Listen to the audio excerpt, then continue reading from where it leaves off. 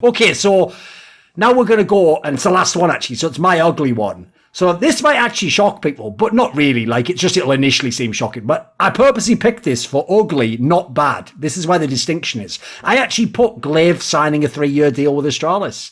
Now, the reason, as I said, it isn't bad, because here's the problem.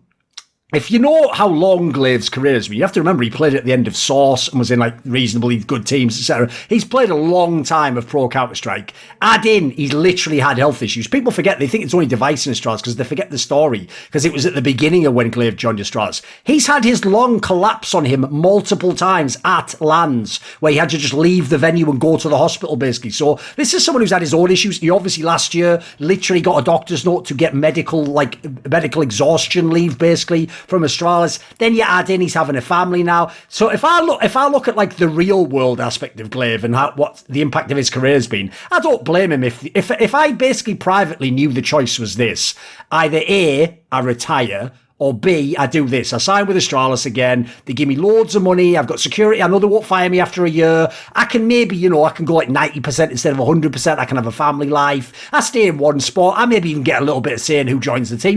Basically I get to just kind of like controlled write my ticket on the way out of the scene, basically. If you give me that choice, that's why I put it as ugly. Because if I take into consideration like the other factors, I understand why he did it. The reason it's ugly though is because, mate, if you want to talk about what could have been, man alive, like him to own any of about 5 or 6 teams is like, it's like wet dream shit if you're a fucking analyst. Like, well, the potential of what these teams could have done, in the same way as adding a player like a Rops or a Device as a star player could take so many of these teams maybe to number 1. This could have been the move. Put it this way, teams like G2, like I've alluded to on a lot of these shows, they were almost half banking on doing this move. Like, they were sort of in the back of their mind, like, right, and if it doesn't go well at the major, we can still get gla1ve, and like, that option isn't on the table for a lot of people now. And so it kind of, for me, I personally don't think Astralis is actually going to have like a killer lineup for the next few years. I imagine he's just going to be kind of like leading like a tier 2 team. So to me, it's just kind of a bummer, because like the what if of what it could have, like this could have been like a game breaking move across the scene that could have totally changed, like,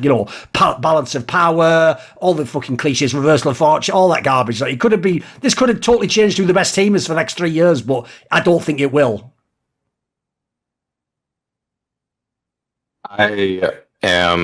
I'm glad we get to keep pitting Device versus Astralis Core, though. That's the one narrative that I know is going to hold up still.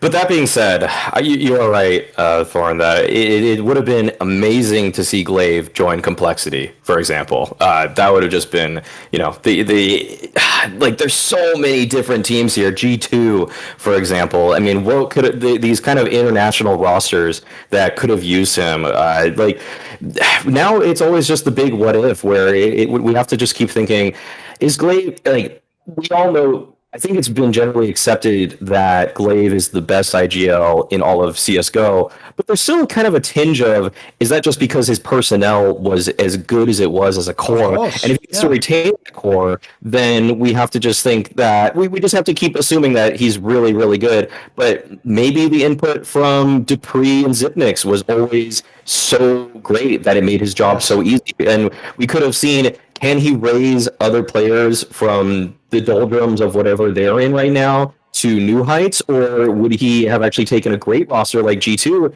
and fallen off? There's so many routes that we're never going to get to explore now, because he's just going to be surrounded by an Astralis core that really is going to be, we're going to sandbag it a little bit. I mean, it's just going to be, we're going to play some softball, because it's never going to be as good as what it was in 2018, 2019. It's just not I just see no possibility of that happening. And we're always going to give gla1ve a pass now for the next 3 years. And that's something that is just less exciting than a completely new roster for him. I think that one silver lining, though, is with watching how pieces of the Astralis puzzle are just leaving now and they're signing younger people. I think that if for some reason they do completely sign on like 4 youngsters and just add one gla1ve, I think that his whole career has been coming up and like fighting against the odds and winning tournaments that they shouldn't have any right to win, or making deep runs. I think that if there is a world where he is he is the GOAT IGL, but if there is some world where he can take a completely different lineup to the top, that would also be really, really neat. But I think it is worrying to me that, you know, the vibes of the signing feels kind of like, you know, I'm securing a deal for my family and making sure that I have a secure job. But part of me just hopes that he can take another lineup to the top. Put it this way, in the same way as people know by now, because I actually established, I'm proud to say myself in Counter-Strike, I established years ago with people like Smiths that if the first thing they tell you is like, oh, he's a great guy, it's the same as if they tell you about some girl you haven't met. She has a nice personality. It's like, you wouldn't have said that as the first thing if she was also smoking hot, like fucking incredible shape, rich. Like, you'd have gone with those first and then you'd maybe mention it. So similarly, right, in this scenario, dude, I think, in my opinion, this is why I actually am wondering if any of those other proposed moves go through. Because as far as I could tell from all those moves, the only one I actually believe genuinely was done potentially competitively is maybe if Zipnix does go to FaZe. I could believe that is a move where it's like, it's not just the money, like, yeah, I also want to be on this team, I think it could be better. Every other move sounds like that. Like Device's thing, oh, well, you know, I wanted to live in Sweden. Why are you saying that's the first thing? You're supposed to start by saying, you know, I believe Nip can build a major winning project. Yeah. Oh, and by the way, it also happens to be in Sweden, so it was easy to make the decision. Same thing for all the other moves. Like, you want it to be like,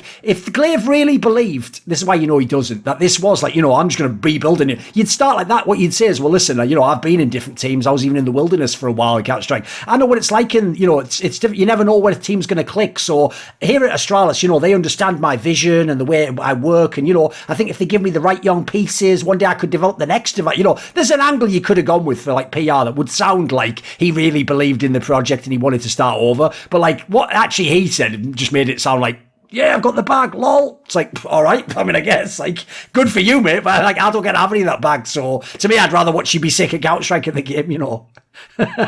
I'm selfish in that way, gla1ve, believe it or not. And also, I'll even say this, like, part of me, low-key, does also feel like I'm a bit cheated for exactly what you're saying, Mouse Nick, which is this. If we're going to do that whole thing where like Carrigan and gla1ve took totally different approaches to their careers, where Carrigan goes wherever is necessary. Now, he always tries to have some pieces there, but he goes and he gambles every time that it could completely blow up in his face. And you see how harsh fans are to him already because he hasn't won a major. Like, he gambles his reputation every time he goes to a new location. And hence why, when he then gets them to be a top team, most people in the community give him mad props. The real problem, it's not like gla1ve never did that. It's like, it's like this would have been the perfect time to give that one try. And I tell you what, if he'd have ever gone somewhere, by the way, speaking of the NFL topic earlier, if he'd have gone somewhere, and by the way, it wasn't a team where he tried to do the Astralis style, he tried to be like a mid-round in IGL, I think he even could have like nailed that fucking argument forever. Like, if he'd have succeeded with like a FaZe team of his own, mate, there wouldn't even be a discussion then. You would just nail all the narratives and you just win. You just win in everyone's mind, you know. Not that that matters to him, but, you know, as like an observer, it would have been cool to test, wouldn't it? It's impossible to fight the four majors argument right now with him. So he's pretty much secured his position as the GOAT IGL. If there were any more doubt, you know, if the Device were more of a hyper carry, or, you know, Caribbean was, for example, and it didn't look so tactically sound, then maybe people would throw some shade or some doubt at gla1ve. But it's so impossible to do that right now, that he's just so secure right now that he can just stay on Astralis, you know, rake in the 3 years at whatever it is, and that's pretty much that. And he doesn't need to. There's no naysayers against gla1ve, really. There's just no reason for him to take that kind of risk in probably his eyes. Yeah, I think I'm excited to see what he does, but again, yeah, if he just cashing in a paycheck, then I guess Astralis fans will be happy that he's there, but I'm sure the rest of the world will just be praying that something happens and he can go somewhere else potentially. But yeah, I agree. Want to see more cool, funny, interesting clips based on topics from my content? Well, subscribe to this channel then, or, you know, be a pleb and don't.